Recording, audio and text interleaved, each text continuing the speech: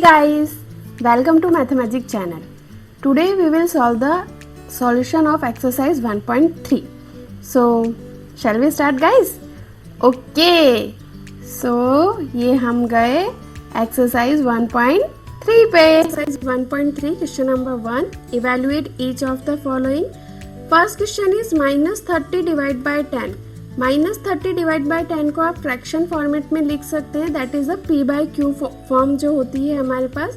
So -30 divide by 10, 10 से 30 से जो 10 है वो 3 टाइम कैंसिल हो जाएगा बिकॉज 10 3 30 एंड माइनस का साइन एज इट इज आपके आंसर में कैरी हो जाएगा क्योंकि माइनस डिवाइड बाय प्लस इसका आंसर हमारे पास होता है माइनस ओनली. डिफरेंट साइन होते हैं तो माइनस में आंसर आता है, सेम साइन होते हैं तो प्लस में आंसर आता है. See the second one 50 divided by -5. Again हम इसे p बाई क्यू के फॉर्मेट में लिख सकते हैं यहाँ पर. बट रिमेंबर फ्रैक्शन में जब p बाई क्यू फॉर्मेट लिखा जाता है मतलब कि जो p अपन q का फॉर्म होता है हमारे पास उसके स्टैंडर्ड फॉर्म में नेगेटिव साइन कभी भी डिनोमिनेटर में नहीं आता. हमेशा ये नेगेटिव साइन हम न्यूमेरेटर के साथ ही लिखते हैं. तो यहाँ पर ये आपका आ गया -50 डिवाइडेड बाय 5. आप 5 से 50 को कैंसिल करेंगे, आंसर 10 आ जाएगा. So your answer is -10. Again they are a different sign ना. न्यूमेरेटर का नेगेटिव है एंड डिनोमिनेटर का पॉजिटिव है तो different sign then answer is in negative. The next one is -36 divided by -9.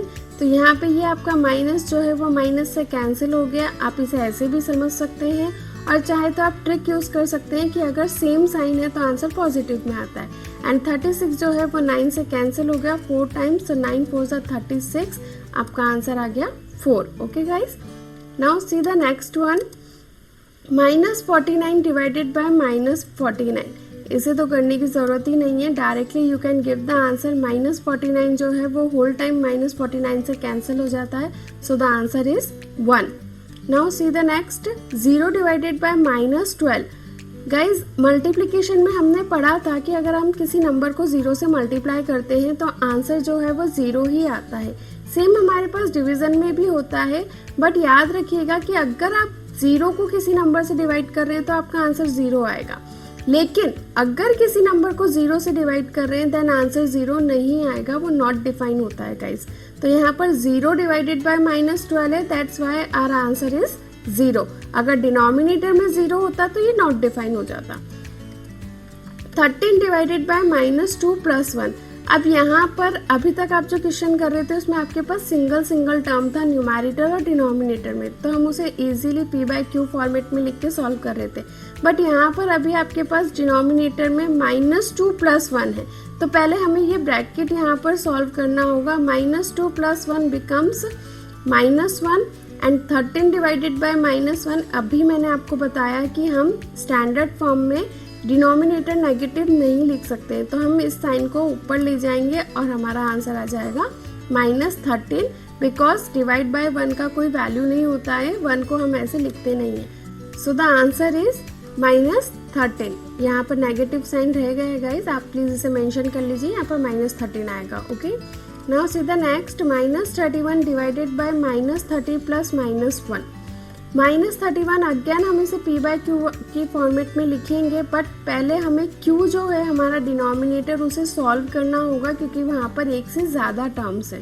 तो -30 and plus into minus. So -30 and -1 both sign are same तो ये आपका ऐड हो जाएगा. -30 - 1 बिकम्स -31. सी न्यूमेरेटर और डिनोमिनेटर सेम हो गए तो आंसर हमारा क्या आ जाएगा 1. Next -36 divided by 12 divided by 3. अब देखिए अगेन यहाँ पर 2 बार डिवीजन का साइन आ गया तो अब हम इसे कैसे सॉल्व करेंगे. पड़ गए ना मुश्किल में. कोई मुश्किल नहीं है, बहुत इजी है. पहले हम सिर्फ ब्रैकेट सॉल्व करेंगे. ऐसा कंसीडर करिए कि डिवाइड बाय 3 हमें दिया ही नहीं गया है, हम सिर्फ अभी इतना ही सम सॉल्व करेंगे. तो देखो मैंने -36 डिवाइड बाय 12 को p बाई क्यू फॉर्म में लिख दिया, डिवाइडेड बाय 3 है उसको एज इट इज लिख दिया. अब आप इसे सॉल्व कर लीजिए पहले. 12 3 36. तो आंसर क्या आ गया -3. -3 डिवाइडेड बाय 3 इसको अगेन हम p बाई क्यू के फॉर्म में लिख देंगे. 3 से 3 कैंसिल हो जाएगा और माइनस का साइन एज इट इज आपके आंसर में कैरी हो जाएगा. सो -1 इज द आंसर. क्लियर. तो दो डिवीजन के साइन आपके क्वेश्चन में आ गए, ये देख के घबराना नहीं है हमें। डिवीजन का साइन आ गया, कोई प्रॉब्लम नहीं, हम उसे स्टेप बाय स्टेप सॉल्व करेंगे। -6 + 5 डिवाइडेड बाय -2 + 1। अब देखो यहाँ पर न्यूमैरेटर में भी एक से ज्यादा टर्म्स है और डिनोमिनेटर में भी एक से ज्यादा टर्म्स है, तो क्या करें भाई, कुछ नहीं, p/q की फॉर्म में लिखेंगे। -6 + 5 ये आपका न्यूमैरेटर हो गया और -2 + 1 ये डिनोमिनेटर हो गया। तो -6 + 5 इसे सॉल्व करा, क्या आया -1, और -2 + 1 इसे भी सॉल्व करा तो क्या आया -1। अगेन न्यूमैरेटर और डिनोमिनेटर सेम हो गया, तो आंसर क्या आ जाएगा 1। Very easy. अब ये है हमारे पास second question. Verify that a divided by b + c is not equal to a divided by b + a divided by c for each of the following values of a, b and c। अभी हम इसके सब question solve करें उससे पहले मैं आप लोगों को कुछ बताना चाहती हूँ। अगर आपको याद होगा, अगर आपने इसके पहले वाले वीडियोस देखे होंगे तो ज़रूर आपको याद होगा। अगर थ्योरी वाला वीडियो नहीं देखा होगा तो डेफिनेटली आपको नहीं पता होगा इस बारे में। तो किसकी बात कर रही हूँ मैं, याद करना है। क्या याद करना है, एक प्रॉपर्टी थी हमारे पास जिसमें 2 sign at a time use होते थे, याद है आपको? नहीं है? नहीं, जिन्होंने वीडियो देखा है उन्हें तो याद होगा बाबा, ऐसा तो हो ही नहीं सकता। तो देखिए क्या थी वो प्रॉपर्टी, वो थी हमारे पास डिस्ट्रीब्यूटिव प्रॉपर्टी। क्या थी, a × b + c को हम लिख सकते हैं a × b + a × c।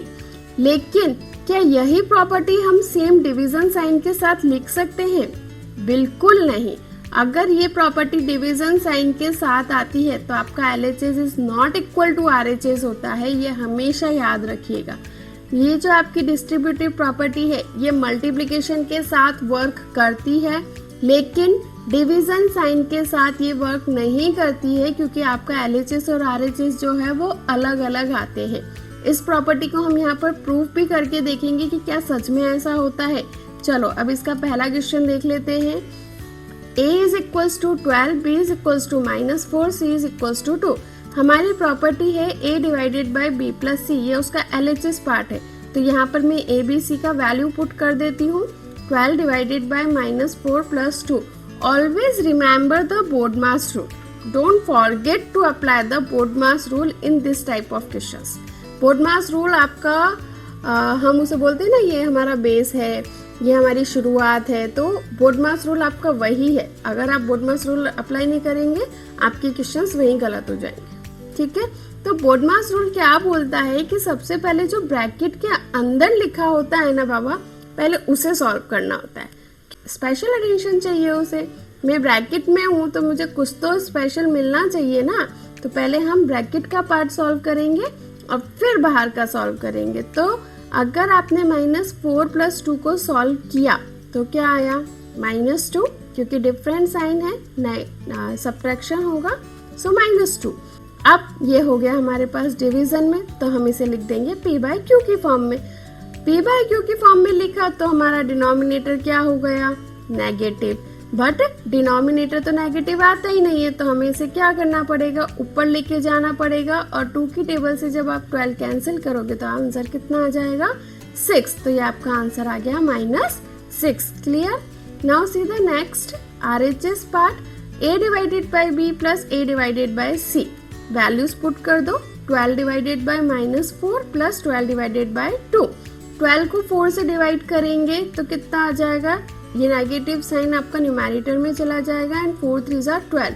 और ऐसे 12 को 2 से कैंसिल करेंगे देन आंसर इज 6। तो ये आ गया मेरा -3 + 6। इसे जब मैं सॉल्व करूंगी तो मुझे मिलेगा +3।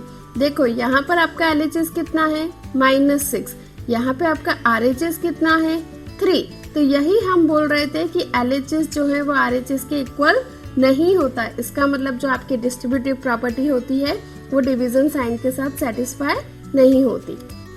See the next question, a = -10, b = 1, c = 1।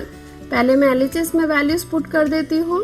So -10 divided by 1 + 1। Again यहाँ पर हमें किसे याद करना है, BODMAS रूल को। और BODMAS रूल क्या बोलता है कि सबसे पहले मैं तो ब्रैकेट सॉल्व करूंगा। तो 1 + 1 कितना हो गया 2। -10 डिवाइडेड बाय 2 किया आपने तो कितना आ गया आपका आंसर -5। क्लियर। अब हम RHS लेंगे। RHS में वैल्यूज मैंने पुट कर दी, -10 divided by 1 plus -10 divided by 1। दोनों भी सेम है तो दोनों पार्ट के आंसर हमारे सेम ही आएंगे। -10 divide by 1 plus -10 divide by 1, answer आ गया -10 प्लस -10। लेकिन ये प्लस और माइनस क्या होगा, कुछ भी नहीं है। इट मीन्स यहाँ पे कौन सा साइन है, मल्टीप्लीकेशन का। So plus into minus it is equals to minus only. So -10 and -10 becomes -20। देखो RHS आ रहा है -20, LHS है -5। ये तो सेम नहीं है। इसका मतलब अगेन हमने ये प्रूव कर दिया कि डिस्ट्रीब्यूटिव प्रॉपर्टी डिवीजन साइन के साथ सेटिस्फाइड नहीं करती।